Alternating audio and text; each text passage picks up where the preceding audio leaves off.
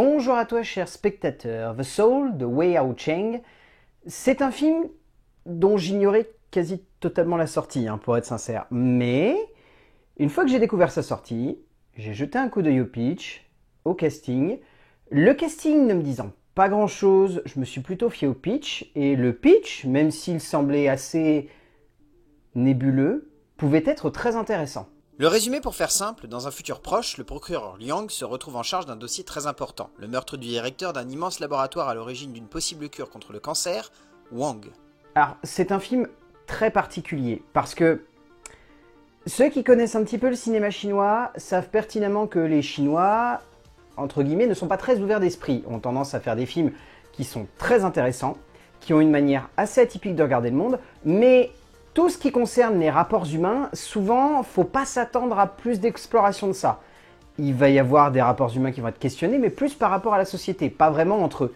Et ce qui est intéressant, c'est que Wei Hao-cheng a choisi au travers de ce film de beaucoup questionner ses personnages et d'aller dans des retranchements qu'on n'a pas du tout l'habitude de voir dans ce type de cinéma. Des retranchements qui mettent en scène le corps, qui mettent en scène l'identité de genre, qui mettent en scène les relations sexuelles que peuvent avoir les personnages. C'est un film que je trouve assez atypique dans la manière qu'il a d'aborder à la fois les personnages, mais également le contexte dans lequel il se trouve. Et à partir de là, je dois avouer m'être laissé complètement emporté par le film en me disant « ce film ne peut que me surprendre à partir de ce moment-là ». En gros, ça a été au bout de 20-30 minutes quand j'ai vu un personnage nu à l'écran. Sachant que les Chinois, si vous vous en doutez un petit peu, ils ont beaucoup de mal avec la nudité mise en scène. Et là, le fait de voir ça, je me suis dit « waouh, alors ok, c'est un film qui sort de l'ordinaire ».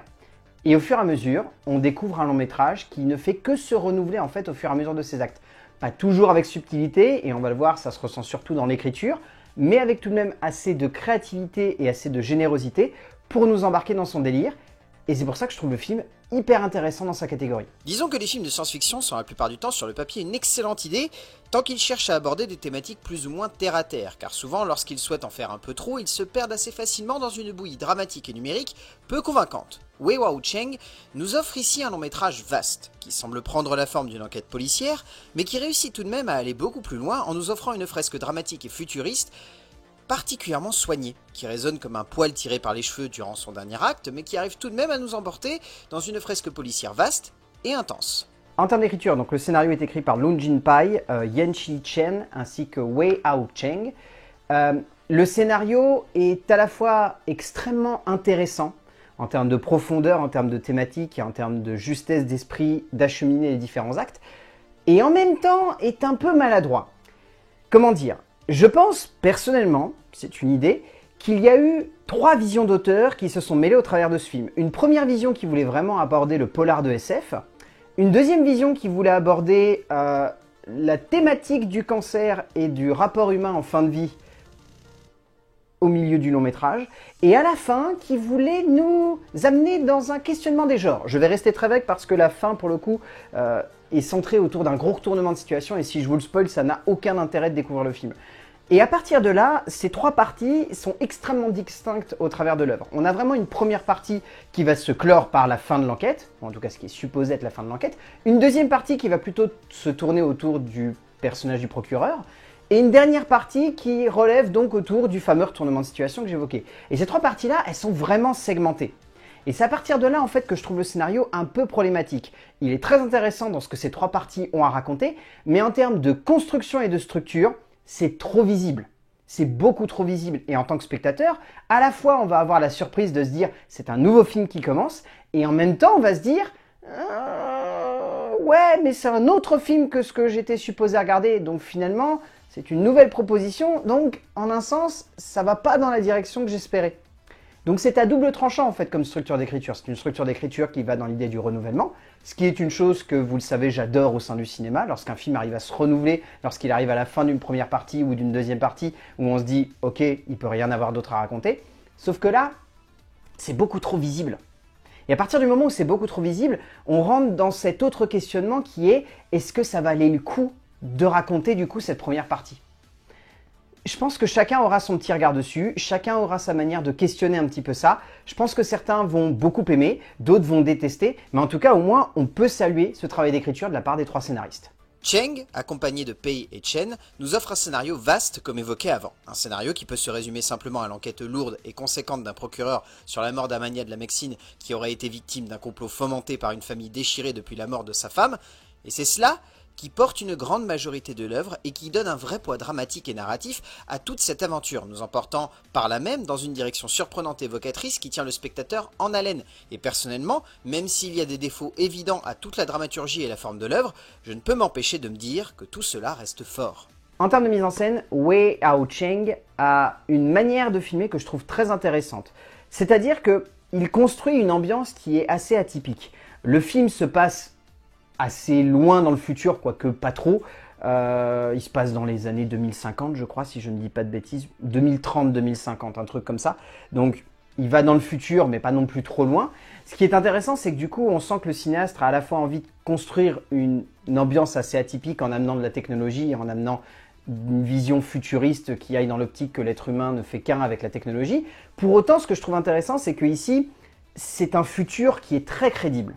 Et c'est cette vision en fait que j'ai bien aimée dans le film de Cheng. C'est-à-dire qu'à aucun moment il n'a envie de pousser dans un extrême en mettant des robots partout, en utilisant la cybertechnologie qui serait greffée à l'être humain, en utilisant des trucs qui vont sembler beaucoup trop futuristes et qui vont pas du tout marcher.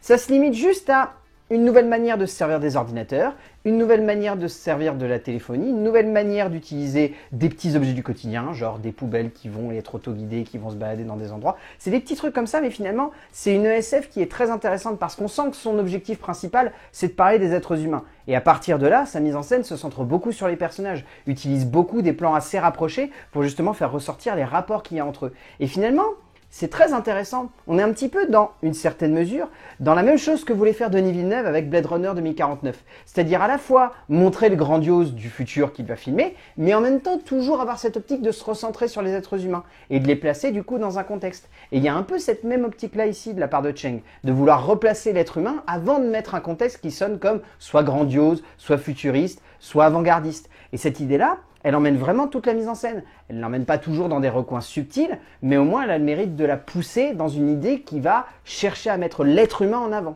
Cheng force sa mise en scène à être avant tout humaine. Chose compliquée au vu du concept et du contexte que prend l'œuvre au fur et à mesure de son avancée. Mais pour autant, et c'est là que le cinéaste marque, il arrive à faire en sorte que le spectateur se sente embarqué dans quelque chose de souvent dense et dur à mettre en forme. Mais en jonglant assez justement entre les genres, en sachant comment transformer une aventure faite de suspense en un récit mêlant habilement sentiments et remise en question d'une identité souvent difficile dans ces pays-là, le cinéaste donne alors à son récit une iconicité et une énergie cinématographique rare qui se ressent de bout en bout. En termes de casting, celui-ci est vraiment excellent. Que ce soit Janin Chung-Ning Cha, que ce soit Han Kae-soon, que ce soit Christopher Ming-Shun Lee, que ce soit Bai Jia Zhang, que ce soit Woo Min-jin, que ce soit Samuel Koo, que ce soit Oh Se-feng Loo. Les trois quarts des acteurs, vraiment, ils sont bons. Je vois que vraiment des petits acteurs très secondaires qui, par moments, ont tendance à un poil en faire des caisses, mais la grande majorité des acteurs s'en sortent très bien, arrivent à très bien faire ressortir leur personnage, usent de scènes qui sont très subtiles parce que le jeu asiatique, il peut faire sortir des fois. Je sais qu'il y a pas mal de personnes dans mon entourage qui, lorsqu'ils voient un film asiatique, ont tendance à avoir du mal en version originale avec le jeu d'acteur parce qu'il est souvent assez forcé. Là, c'est pas du tout le cas. C'est très élégant, c'est très fin, ça n'en fait jamais des caisses, c'est très subtil. Ça se ressent notamment dans l'interprète principal que je trouve vraiment excellent.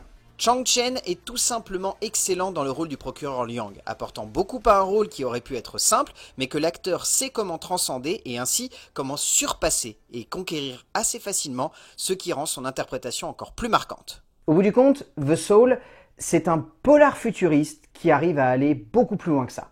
C'est une œuvre qui part d'un postulat qui est très cool, très immersif et dans lequel on a envie de se plonger à bras-le-corps, qui arrive à se renouveler, pas toujours de manière subtile, mais qui arrive à le faire et qui arrive à nous pousser dans une direction où on arrive à questionner des êtres humains, chose souvent, encore une fois, complexe à voir dans le cinéma asiatique, mais qui ici est amenée de manière très intéressante, et ce sont les êtres humains entre eux, pas les êtres humains au sein de la société. Encore une fois, je tiens à le dire, c'est très intéressant. La mise en scène est très belle. Le jeu d'acteur est vraiment excellent. Donc ouais, The Soul de Wei Hao-cheng. Si vous avez l'occasion de le voir sur Netflix, allez-y. Je pense que vous allez passer un bon moment devant. A plus!